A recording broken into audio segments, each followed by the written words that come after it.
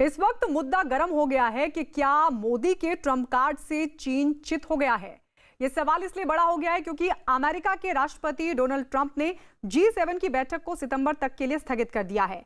Trump G7 की बैठक में भारत को भी शामिल कराना चाहते हैं। राष्ट्रपति ट्रंप ने G7 की बैठक को स्थगित करते हुए कहा कि उन्हें नहीं लगता कि दुनिया में जो हो रहा है उसका G7 के सदस्य देश प्रतिनिधित्व करते हैं। G7 के America, Canada, France, Britain, Germany, Italy और जापान सदस्य देश हैं। माना जा रहा है कि ट्रंप इसके जरिए चीन के खिलाफ नई रणनीति बनाना चाहते हैं। इसलिए यह मुद्दा गर्म हो गया है कि क्या पीएम मोदी के ट्रंप कार्ड से चीन चित हो गया है। ट्रंप ने कहा है कि मुझे नहीं लगता है कि पूरी दुनिया में जो चल रहा है G7 उसका सही तरह से प्रतिनिधित्व करता है। यह बेहद पुराने ढर्रे के देशों का समूह है।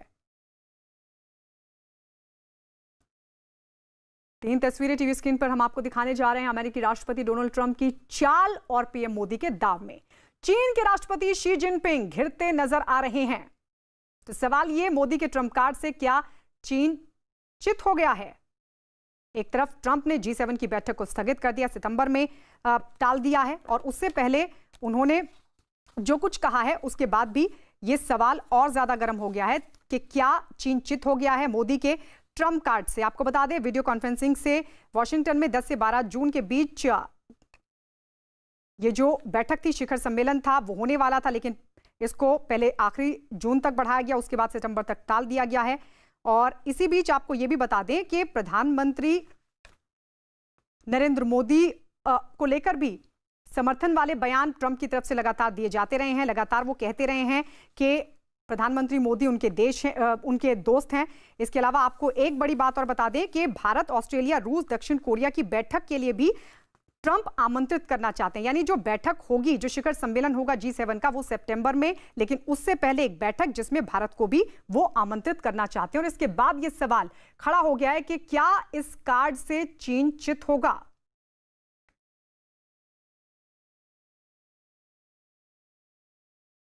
और इस पर चर्चा के लिए हमारे सहयोगी दिल्ली से नीरज कुमार हमारे साथ हैं और पूर्व राजनयिक विवेक काटजू भी हमारे साथ जुड़ चुके हैं। लेकिन सबसे पहले नीरज, आपके पास जिस तरीके से ट्रंप ने पहले तो भारत, ऑस्ट्रेलिया, रूस, दक्षिण कोरिया की बैठक आमंत्रित की है और G7 के शिखर सम्मेलन को टाल दिया है, और यह भी कहा है कि इस शिखर सम्मेलन में भारत को होना चाहिए, इसको किस लिहाज से देखें, किस तरीके से देखें। देखिए, सबसे पहली बात है कि लगातार अमेरिकी राष्ट्रपति डोनाल्ड ट्रंप की तरफ से चीन पे हमला किया जा रहा है, तो इसको इस पहल के तौर पे देखा जाता है कि चीन को घेरने की कवायद है राष्ट्रपति डोनाल्ड ट्रंप की तरफ से। और उन्होंने ये कवायद इसलिए की है कि इसमें तमाम उन देशों को शामिल किया जाए ताकि चीन को घेरा जा सके। भारत के अलावा रूस की बात उन्होंने की है, दक्षिण कोरिया और इसके अलावा ऑस्ट्रेलिया को वो शामिल करना चाहते हैं। और G7 को जिस तरह से उन्होंने आउटडेटेड बताया है, तो सितंबर में जब बैठक होगी तो देखना होगा कि क्या G7 का ही विस्तार होगा, G10 या G11 के तौर पे विस्तार होगा, या एक अतिरिक्त राष्ट्र के तौर पे ये चारों राष्ट्र इस बैठक में शामिल होंगे। ये आने वाले दिनों में पता चलेगा कि क्या ट्रंप चाहते हैं कि G7 का विस्तार G11 के तौर पे हो। और दूसरी महत्वपूर्ण बात की, अगर ये तमाम देश G7 का हिस्सा होने को राजी होते हैं तो कहीं ना कहीं चीन पे दबाव बढ़ेगा और भारत की ताकत भी बढ़ेगी, क्योंकि जिस तरह से ट्रंप ने कहा है कि G7 अब आउटडेटेड हो चुका है और भारत लगातार ये मांग करता रहा है कि सुरक्षा परिषद में अस्थायी सदस्य की जो मांग करता रहा उस मांग को भी मजबूती मिलेगी, क्योंकि भारत का बार बार ये दावा है कि पहले जब ये तय हुआ था सुरक्षा परिषद के अस्थायी सदस्यों की सदस्यता को लेकर, तब से अब दुनिया काफी बदल चुकी है और ट्रंप भी वही कह रहे हैं कि G7 अब आउटडेटेड हो चुका है। इसलिए भारत के लिए एक बड़ी बात है, लेकिन देखना होगा कि भारत की पहल आने वाले दिनों में क्या होती है। डिफेंस एक्सपर्ट लेफ्टिनेंट जनरल के सिन्हा भी इस वक्त हमारे साथ जुड़ चुके हैं। विवेक काटजू, सबसे पहले आपके पास ट्रंप का ये कहना कि भारत को इसमें शामिल होना चाहिए, और उससे पहले एक बैठक भी बुला रहे हैं, और जो शिखर सम्मेलन होने वाला था उसको सितंबर तक टाल दिया है। भारत के लिए इसके मायने क्या हैं? देखिए, कुछ निमंत्रण ऐसे होते हैं कि उसमें बहुत सतर्कता दिखानी पड़ती। ये एक इसी तरह का निमंत्रण, क्योंकि पहले तो ट्रंप की मंशा नहीं पूरी मालूम। ये होता है कि अक्सर होता है कि G7 जो कि एक विश्व के विकसित देशों का समूह है, और वो समूह ऐसा है कि वो अपने हितों की सुरक्षा करने के लिए विश्व की आर्थिक नीतियों का पर कंट्रोल चाहता है। भारत एक विकासशील देश है, हमने बहुत प्रगति की है, लेकिन हमारे हित और जो 7 देश अभी G7 में हैं उनके हित बिल्कुल मुख्तलिफ हैं। तो एक तो ये प्रश्न, दूसरा निमंत्रण की तौर पे अगर बुलाया है तो ये काफी बार होता है, इसमें कोई नई चीज नहीं है कि एक जो होस्ट है वो और देशों को भी बुलाता है ऐसे मंचों से की बैठक के पहले कि उनके विचार भी जान ले। हाँ, जैसे आपके सहयोगी ने कहा, बिल्कुल सही कहा, इसका मकसद ट्रंप ने नीरज कुछ कहना चाह रहे हैं, विवेक आर्जू नीरज कुछ कहना चाह रहे हैं, नीरज जल्दी से। जी, विवेक जी से मेरा सवाल यह है कि अगर G7 में इस तरह का आमंत्रण ट्रंप की तरफ से भारत को आता है और भारत, रसिया, साउथ कोरिया और ऑस्ट्रेलिया शामिल होते हैं, तो क्या दुनिया के स्तर पे भारत का जो कद है वो बढ़ेगा? क्योंकि भारत लगातार ये मांग भी करता रहे कि सुरक्षा परिषद के अस्थायी सदस्यों में भी बदलाव होना चाहिए और भारत को भी अस्थायी सदस्य बनना चाहिए। देखिए, जो सुरक्षा परिषद का जो स्थायी सदस्य भारत को तो बनना ही चाहिए। जो भारत की पोजीशन है वो हर मौजू से उसको ये हक देती है, लेकिन उसकी सदस्यता बिल्कुल एक मुख्तलिफ बात है। नहीं, मुझे लगता है नीरज ये जानना चाह रहे हैं विवेक आर्जू कि क्या हमारा पक्ष मजबूत होगा सुरक्षा परिषद में स्थायी सदस्यता के लिए, क्योंकि अमेरिका महाशक्ति है। अगर अमेरिका के साथ हमारे रिश्ते और बेहतर होते हैं तो क्या उससे, ठीक है विवेक आर्जू जी आएंगे आपके पास, विवेक आर्जू आपके पास आएंगे, आप इस पर जवाब दीजिएगा। के सिन्हा साहब, आप इसको किस तरीके से देख रहे हैं, क्योंकि ट्रंप ये खुद कह रहे हैं कि भारत को G7 में शामिल होना चाहिए। जी देखिए, मेरा नजरिया थोड़ा डिफरेंट है। मेरा यह मानना है कि जब आपको इनवाइट करते हैं आप प्रत्यक्ष देखें, G7 की इतिहास को देखें।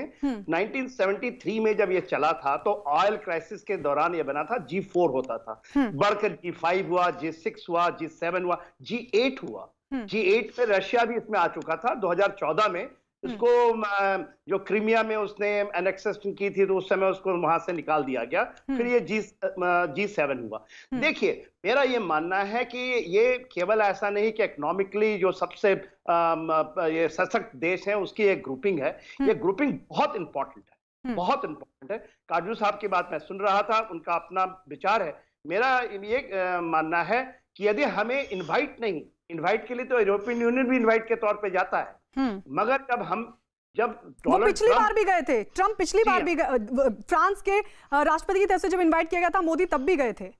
जी हाँ, उसमें जाते रहे हैं। पर अभी जो बात हो रही है वो एक्सपैंड होने की बात कर रही है और वो G10 या G11 की बात कर रहे हैं। G10 में कौन शामिल है उसमें देखिए, ऑस्ट्रेलिया की बात हो रही है, जापान की बात हो रही है, इंडिया की बात हो रही है, और G11 होगा तो रशिया को फिर से वो ज्वाइन कराना चाहते हैं। तो ये बहुत बड़ा ये है ग्रुपिंग है, ये ग्रुपिंग ऑफ नेशंस का है। टिप्पणी करना चाहता जी, विवेक आर्जू आएंगे आपके पास। तो सवाल फिर ये भी खड़ा होता है सिन्हा साहब, क्या चीन के खिलाफ ये कोई नई रणनीति है ट्रंप की?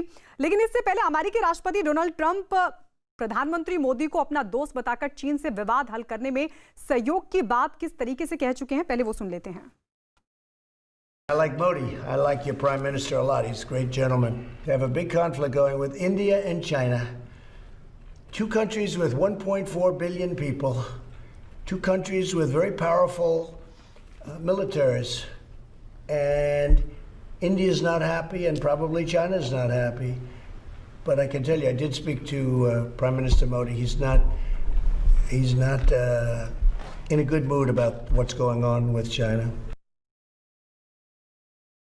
और मोदी दोस्त हैं ट्रंप के। भारत के बारे में तमाम जो समर्थन वाले बयान ट्रंप की तरफ से इस तरह से आते रहे, विवेक आर्जू। नहीं, मोदी और ट्रंप में दोस्ती है, इसमें तो दो राय नहीं हो सकती। लेकिन जब देशों की बात आती है तो दोस्ती रहती है, दोस्ती से फायदा होता है नेताओं की दोस्ती से। लेकिन जो देश हैं, बड़े देश हैं, छोटे देश हैं, हर देश अपने हितों के अनुसार काम करता है। ट्रंप का इस वक्त हित है कि वो चुनाव जीते, उसके लिए उन्होंने अब चीन के खिलाफ मोर्चा खोल दिया है। उस मोर्चे में वो चाहते हैं कि जितने बड़े देश शामिल हो सकें और उनके साथ शामिल हों। क्या इस वक्त हम चाहेंगे अमेरिका से हमारे रिश्ते हम चाहते हैं सुदृढ़ हों, बढ़ें, लेकिन क्या हम ये भी चाहेंगे कि हम उनके इस तरह से रिश्ते बढ़ाएं कि उन रिश्तों को बढ़ाने के साथ साथ चीन के साथ हमें मुश्किल हो? हमारा जो उद्देश्य है और जो राजनय की जो मांग है वो ये है कि अमेरिका के साथ हम अपने रिश्ते बढ़ाएं अपने हितों के अनुसार, और चीन के साथ जो हमारी मुश्किलात हैं उनको इस तरह हल करें कि जो अमेरिका के साथ हमारे रिश्ते बढ़ रहे हैं उसकी साया इस पे नहीं पड़े। वही एक राजनय की मांग है, वही समझ बूझ है, और मुझे लगता है मोदी जी इसको बेखूबी जानते हैं। तो ये निमंत्रण अपनी जगह है, लेकिन इस निमंत्रण को अगर एक विकसित देशों में हमें शामिल होना है तो हम एक दिन आएगा जब विकसित देशों में शामिल होंगे, लेकिन आज के दिन ठीक है विवेक, आज जो बात आप कह रहे हैं, जो बात आप कह रहे हैं कि चुनाव के मद्देनजर इस तरह की जो बात है वो ट्रंप की तरफ से कही गई है, कुछ इसी तरह की बात कांग्रेस के नेता कपिल सिब्बल ने भी कही है। सुनिए क्या कहा उन्होंने। प्रेसिडेंट ट्रंप के कई बयान सुन चुके हो, उसके बारे में कुछ नहीं कहूंगा। प्रेसिडेंट ट्रंप ने यह भी कहा कि मैंने प्रधानमंत्री जी से कहा था कि चीन के साथ मैं मीडिएट कर सकता हूं, मीडिएट करना आप माने तो मैं मीडिएट करूंगा। तो ट्रंप साहब तो बहुत कुछ कहते हैं, कश्मीर के बारे में भी कहते हैं, और अभी उन्होंने कह दिया कि WHO से हम निकल रहे हैं, अभी उन्होंने फैसला किया। तो मैं ट्रंप साहब के बारे में कुछ नहीं कहूंगा क्योंकि इलेक्शन ईयर है और ट्रंप साहब अपनी इलेक्शन के संबंध में अपने निर्णय ले सकते हैं। ठीक है सिन्हा साहब, क्या आप भी इस बात से इत्तेफाक रखते हैं? क्योंकि ट्रंप अगर कह रहे हैं या तो उनके बयान के मायने बहुत ज्यादा नहीं है या फिर बयान के मायने हैं, जो वो कह रहे हैं वो चाहते भी हैं वैसा करना। देखिए, बयान के मायने आप निकालिएगा कि वो ऐसे हवा में बात कर रहे हैं तो ये बात गलत है, क्योंकि इसमें G10 की बात हो रही है। देखिए, ब्रिक्स भी है, चाइना हमारे साथ में है, ब्रिक्स के एक ऑर्गेनाइजेशन है, उसमें हम शामिल हैं, चाइना के साथ अमेरिका नहीं है वहां। मगर आप जब एक ग्रुपिंग की बात कर रहे हैं उसको आप प्रत्यक्ष में लेंगे कि आज की हालात, आप क्वाड की बात होती है, इन G10 के अंदर या G11 बनता है तो क्वाड के जितने देश हैं उसमें शामिल है। साहब यही तो समझने की कोशिश करें, क्या ये ग्रुप का एक्सटेंशन होगा, क्या भारत को शामिल किया जाएगा? होना चाहिए मेरे अनुसार। देखिए, आप केवल बसेस छोड़ देंगे, एयरक्राफ्ट नहीं पकड़ेंगे तो आप अपनी दूरी को नहीं तय करेंगे। 5 ट्रिलियन डॉलर की इकोनॉमी की आप जब बात करते हैं तो आपको इन चीजों के ऊपर चलना पड़ेगा।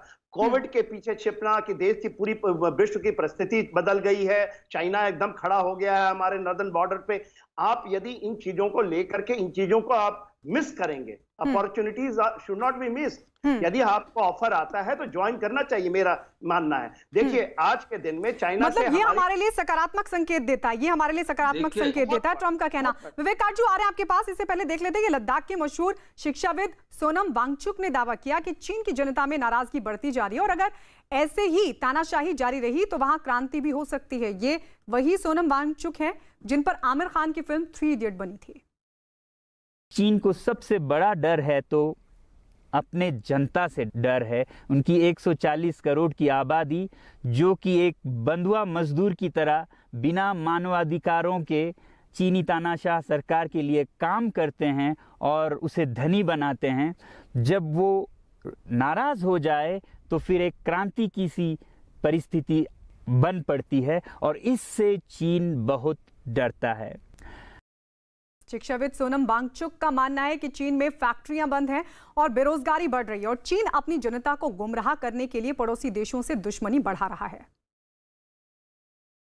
कोरोना के प्रकोप के बाद चीन में फैक्ट्रियां बंद हैं, एक्सपोर्ट्स बंद हैं और बेरोजगारी 20% तक बढ़ चुकी है। लोग बहुत नाराज हैं, क्रांति हो सकती है, तख्ता पलट हो सकता है। इसीलिए चीन पड़ोसियों से दुश्मनी करके अपनी जनता को अपने साथ जोड़ने में लगा हुआ है और ये पहली बार नहीं कर रहा है। 1962 में जब भारत के साथ जंग की तो वो जंग भी उसने अपने जनता को संभालने के लिए की थी। तब 4 साल का अकाल और भूखमरी हुई थी और इससे ध्यान हटाने के लिए ये जंग की थी। इस बार भारत की बुलेट पावर से भी ज़्यादा वॉलेट पावर काम आएगी जो नागरिक पैसा खर्चते हैं चीन के सामान को खरीदने में। ज़रा सोचिए, हम आप भारतीय उद्योग को मारकर चीन से मूर्तियों से कपड़ों तक हर साल 5 लाख करोड़ के सामान खरीदते हैं और फिर यह पैसा आगे जाकर हमारे सीमा पर हथियार और बंदूक बनकर हमारे सैनिकों के मौत का कारण बन सकती हैं। तो इसलिए अगर हमारे देश के 130 करोड़ लोग और 3 करोड़ जो भारतीय बाहर के देशों में हैं, सब मिलकर भारत में और बल्कि दुनिया भर में एक boycott made in China movement या अभियान शुरू करते हैं, तो आज दुनिया भर में चीन के प्रति रोष है। हो सकता है कि सारी दुनिया साथ आए और इतने बड़े स्तर पर चीनी व्यापार का बॉयकॉट हो कि चीन को जिसका सबसे बड़ा डर था वही हो, यानी कि उसकी अर्थव्यवस्था डगमगाए और उसकी जनता रोष में आए, विरोध और तख्ता पलट। और अगर हम ऐसा नहीं करते हैं तो कितनी बदनसीबी की बात होगी भारत के लिए, ज़रा सोचिए। विवेक आर्जू, सोनम वांगचुक जो कह रहे हैं चीन के भीतर वहाँ की जो जनता है वो नाराज है, लेकिन दुनिया के जो कई देश हैं उनमें भी चीन को लेकर नाराजगी है। यानी भले ही G7 में भारत को ट्रंप शामिल नहीं करता है, लेकिन जिस तरह की रणनीति, जिस तरह की बातें, क्योंकि हमने देखा पाकिस्तान के मामले में भी किस तरीके से पाकिस्तान को अलग थलग करने में भारत कामयाब रहा है। हमने महाशक्ति के साथ जो तमाम शक्तिशाली देश हैं उनके साथ जो करीबी बढ़ाई है उसका रिजल्ट हमने देखा है। तो क्या ट्रंप के इस बयान से और जो कदम भारत की तरफ से उठाया जा रहा है अमेरिका के साथ जो करीबी है, क्या उससे हम चीन को चित कर पाएंगे? यही समझने की कोशिश कर रहे हैं। ट्रंप क्या एक रणनीति बना रहे हैं चीन के खिलाफ? देखिए, प्रधानमंत्री ने सही राह दिखाई है जब उन्होंने आत्मनिर्भरता की बात करी। उसके मतलब यह है कि जिस दिन भारत की औद्योगिक शक्ति बढ़ेगी, जिस दिन भारत के आर्थिक शक्ति बढ़ेगी, उस दिन भारत की साख दुनिया में आज से कहीं ज्यादा बढ़ेगी। इसीलिए प्रधानमंत्री कह रहे हैं कि हमें आत्मनिर्भर बनना है, इसीलिए उनके सब प्रोग्राम है made in India, skill India. Vivek ji कहिए। नीरज बोलिए। कहिए। विवेक जी, आपको लगता है कि 2014 में जब रूस को G7 के लोगों ने निलंबित किया इसी ग्रुप से, तो रूस दोबारा इस बार आएगा, इस विस्तारवादी जो मीटिंग होगी G7 की उसमें शामिल होगा, और रूस के बिना क्या भारत का जाना ठीक रहेगा? ऐसे में जबकि व्हाइट हाउस के प्रवक्ता कह चुके हैं कि चीन के मसले पे चर्चा होगी सितंबर वाली बैठक में। देखिए, रूस और चीन के संबंध बहुत घनिष्ठ हैं। साफ है कि राष्ट्रपति ट्रंप चाहते हैं कि चीन और रूस के बीच में वो दरार पैदा करें। मुझे आज के दिन नहीं लगता है कि वो दरार पैदा कर पाएंगे या उन संबंधों को वो कमजोर कर पाएंगे। लेकिन ऐसे में क्या निर्णय लेते हैं ऐसे नहीं, भारत को अगर निमंत्रण दिया गया तो भारत को जाना चाहिए, लेकिन ये सोच समझ के जाना चाहिए कि भाई उस निमंत्रण का उद्देश्य क्या है। और जब G7 देशों की बैठक होगी और उसमें अगर शामिल होना है तो भारत को ये भी विश्लेषण करना पड़ेगा कि क्या हमारे आर्थिक हित और इन G7 देशों के आर्थिक हित, क्या इनकी नीतियां हमारी नीतियां एक मेल खाती हैं कि नहीं खाती हैं? मेल खाती हैं नहीं। एक आखिरी बात मैं कहूं, हाँ, ये हो सकता है कि हम इस विश्लेषण करने के बाद पहुंचे कि वहां पे हमें, अगर हम उस मंच में हैं तो हमारी बात सुनी जाएगी और हमारी बात, हम प्रभावशील होंगे उसके कारण, तो वो अच्छी बात है। लेकिन मेरा बस ये इस वक्त कहना है कि इस निमंत्रण को सदस्यता लेने के पहले हमें देखना होगा। हालांकि साख बढ़ेगी, इस बात से आप भी इनकार नहीं करें, क्योंकि सबसे विकसित और औद्योगिक महाशक्तियों का ये संगठन है। जी काटजू साहब, बीजेपी नेता विजय सोनकर शास्त्री का कहना है कि अगर G7 देशों के समूह भारत इसमें शामिल होता है तो ये बहुत बड़ी उपलब्धि होगी। सुनिए जरा क्या कहा।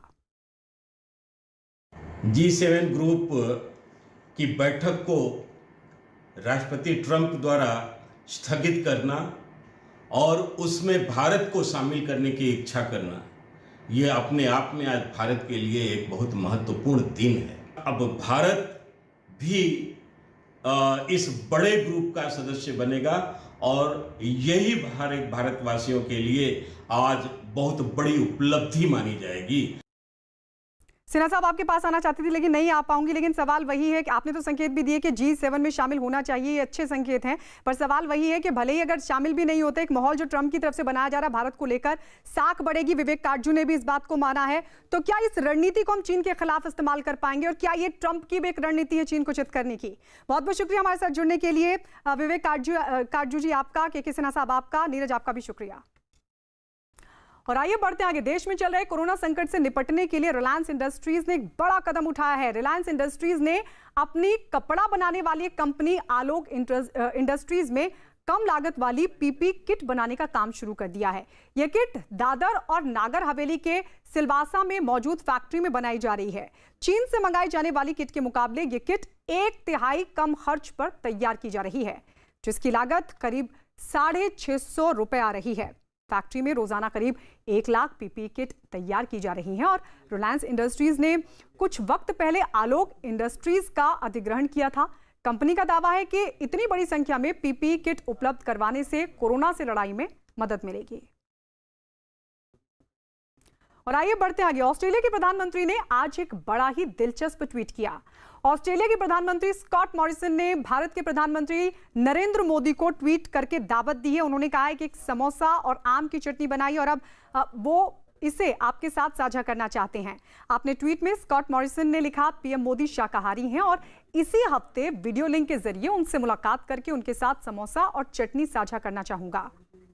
इस पर ऑस्ट्रेलिया के पीएम के समोसा खाने के न्योता देने वाले ट्वीट पर पीएम मोदी ने भी जवाब दिया और उन्होंने ट्वीट किया, लिखा, हिंद महासागर से जुड़े हुए भारतीय समोसे से एकजुट पीएम स्कॉट मॉरिसन, समोसा बड़ा स्वादिष्ट दिख रहा है।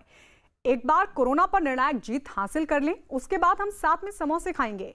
4 जून को होने वाली वीडियो कॉन्फ्रेंस में मिलते हैं।